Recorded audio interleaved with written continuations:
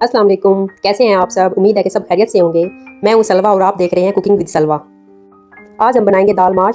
बहुत ही आसान तरीके से ये दाल बन जाती है, बिल्कुल ढाबा स्टाइल में बनाएंगे दाल माश। तो चलिए बनाना स्टार्ट करते हैं। सबसे पहले मैंने एक पैन में हाफ कप ऑयल ले लिया है और इसमें 4 से 5 अदद मिर्चें डाल दी हैं। अब इसमें शामिल करने लगी हूँ 2 से 3 अदद टमाटरों को मैंने पीस लिया है। अब इसमें कुछ मसाले शामिल होंगे। मसालों में मैं ले रही हूँ नमक, लाल मिर्च, दड़ा मिर्च, करी पाउडर, खुश्क धनिया, सफ़ेद ज़ीरा और गरम मसाला। आप अपने टेस्ट के हिसाब से नमक और मसाले जो हैं वो ऐड कर सकते हैं। अब इसको थोड़ी देर के लिए फ्राई कर लेंगे।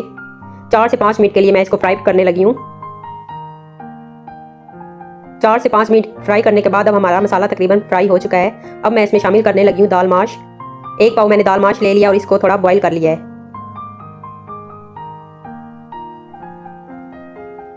अब दाल माश को इसके अंदर डाल के अच्छी तरह से भून लेंगे।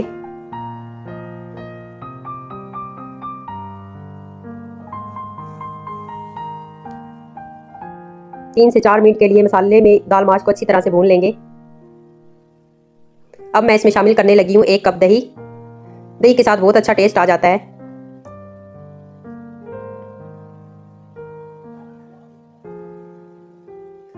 दही को डाल के 4-5 मिनट के लिए इसको फ्राई कर लेंगे।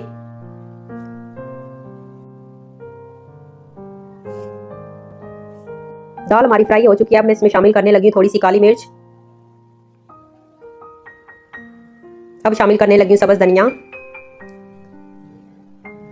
अदरक और थोड़ी सी सब्ज़ मिर्च इसमें शामिल करने लगी हूँ।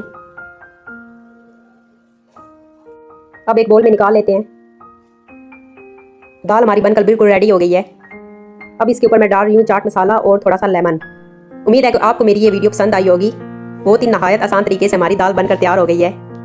उम्मीद है कि आपको मेरी ये वीडियो पसंद आई होगी, तो ज़रूर ट्राई कीजिएगा। इंशाल्लाह कल मिलेंगे एक नई रेसिपी के साथ।